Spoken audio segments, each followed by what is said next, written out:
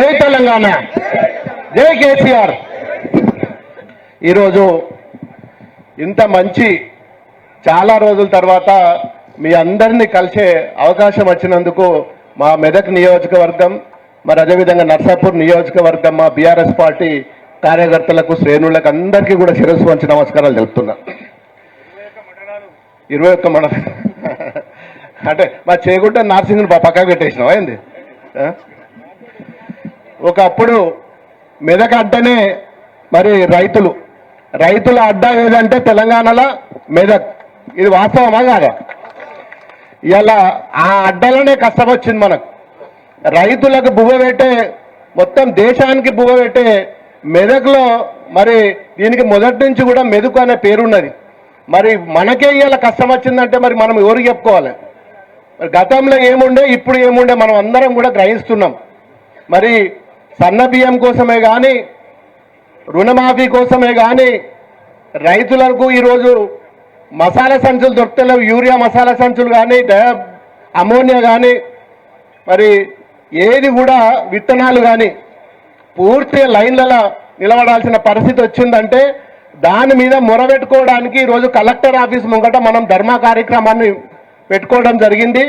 మరి దానికి అధ్యక్షత వహించిన పెద్దలు గౌరవనీయులు మాజీ ఎమ్మెల్యే గారు పద్మా దేవేందర్ రెడ్డి గారికి, మరి అదేవిధంగా సుంటా లక్ష్మారెడ్డి నర్సాపూర్ ఎమ్మెల్యే గారికి, మా నిరంజన్ అన్న మాజీ మంత్రి గారికి, మా శశిధర్ అన్న గారికి, జగదీష్ గారికి, మరి తిరుపతి రెడ్డి గారికి, సుభాష్ అన్న గారికి, క్రాంతి గారికి, మా జిల్లా పరిషత్ మాజీ చైర్మన్ గారికి, మరి అదేవిధంగా చాలామంది మా చంద్రగౌడ్ గారికి, మరి అన్ని మండలాల నుంచి విచ్చేసిన మండల అధ్యక్షులు, మరి గౌరవ మాజీ ఎంపీపీలు, మాజీ జడ్పీటీసీలు, సర్పంచ్లు, ఎంపీటీసీలు, మరి గ్రామ అధ్యక్షులు అందరికీ కూడా పేరు పేరున ఈరోజు ఉద్యమ వందనాలు.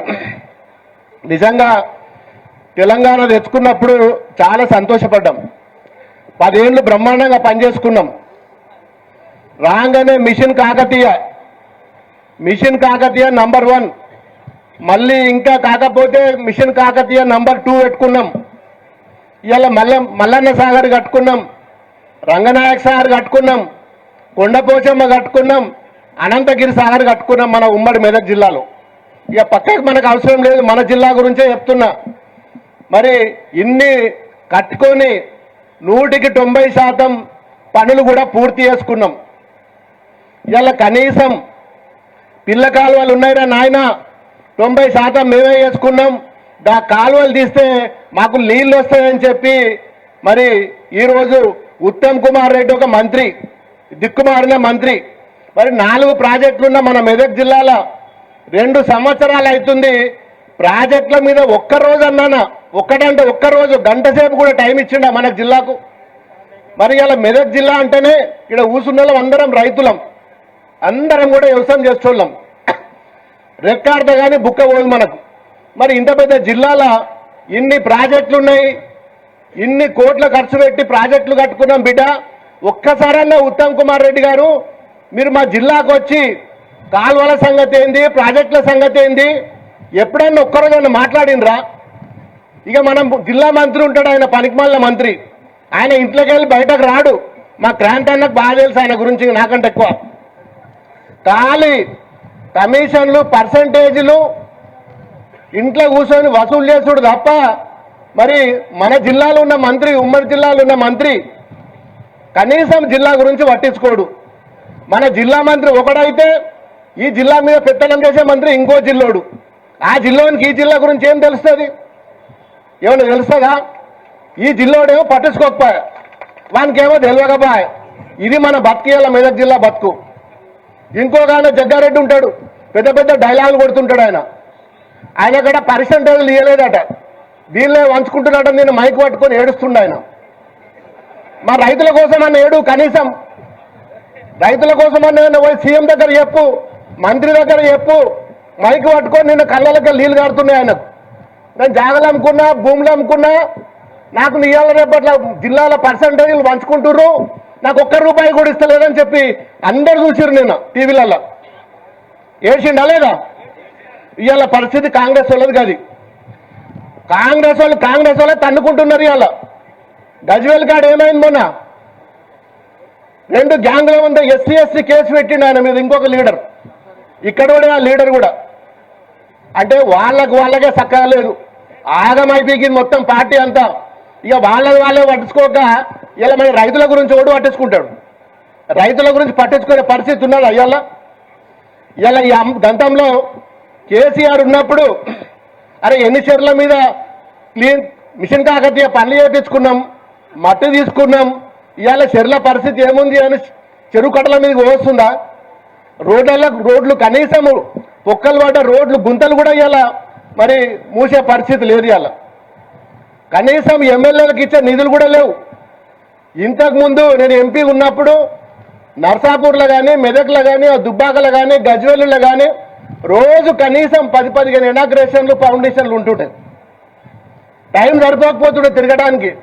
ఇప్పుడు 2 ఏళ్ళు అవుతుంది, ఒక్క కొబ్బరికాయ కొట్టలే నేను ఒక్క పలు కావట్లేదు. ఇది ఈ గవర్నమెంట్ పరిస్థితి. అంటే 1 లక్ష రూపాయలు కూడా ఇవ్వాలి ఇప్పటి వరకు. అక్షరాల నిజం ఇది. 1,00,000 అంటే 1,00,000. 2 ఏళ్ళల్లో ఒక ఎమ్మెల్యేకు 1,00,000 అయినప్పుడు ఇది గవర్నమెంటా ఇంకేదన్నా? అంటే ఈ దిక్కుమాల గవర్నమెంటు, పనికిమాల గవర్నమెంటు, దౌర్భాగ్యమైన గవర్నమెంటు, మరి దేశంలో 28 రాష్ట్రాలలో ఏ రాష్ట్రంలో కూడా లేని విధంగా ఇలా తెలంగాణ ఉన్నది అంటే ఇది నిజంగా కూడా వాస్తవం. ఇలా మన మెదక్ జిల్లా, మన ఫ్యాక్టరీలు లేవు, పెద్ద పెద్ద బిజినెస్ వ్యాపారాలు లేవు. మనం బతికేదే ఇవాళ మరి నీళ్ళ కోసం బతుకుతాం, వ్యవసాయం చేసుకొని బతుకుతాం. మరి జిల్లా మంత్రి ఉండి బుద్ధి జ్ఞానం ఉండాలి ఆయనకు. బసవేశ్వర ప్రాజెక్టు ఉంటుంది, సంగమేశ్వర ప్రాజెక్టు ఉంటుంది. మరి కేసీఆర్ గారు ఉన్నప్పుడు శాంక్షన్ చేసుకొచ్చిండు. కనీసం దాని మీద మరి ఆయన జిల్లా సంగారెడ్డి జిల్లా జర్రన్న సోయి ఉండాలి కదా. మరి ఆంధ్రలకు నీళ్లు రావాలి, జైరాబాద్కు నీళ్లు రావాలి. మరి కనీసం ఒక్కసారైనా రివ్యూ మీటింగ్ పెట్టి మరి డబ్బులు ఇచ్చి ఆ ప్రాజెక్టు పూర్తి చేయాలి కదా.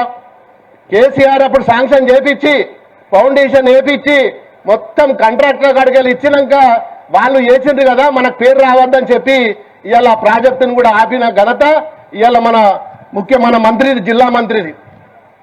ఇక పోతే ఓ దుకాణం పెట్టుకున్నారు కాళేశ్వరం మీద. కేసీఆర్కు నివేదిక ఇవ్వాలి. ఏం చేసిండు కేసీఆర్? కాళేశ్వరం ప్రాజెక్టు పర్ర పెడితే, ఒక మూలకు పర్ర పెడితే కాళేశ్వరం అంతా కూలిపోయింది. ఇలా మనం కారు మీద రోడ్ ఎక్తాం, ఓ కారుకో లైట్ వలిగిపోతుంది, ఓ బంపర్ వలిగిపోతుంది. కారం తీసుకపోయి చెత్తబుట్టలు వేస్తావా నువ్వు? లైట్ పోతే లైట్ వేసుకోవా?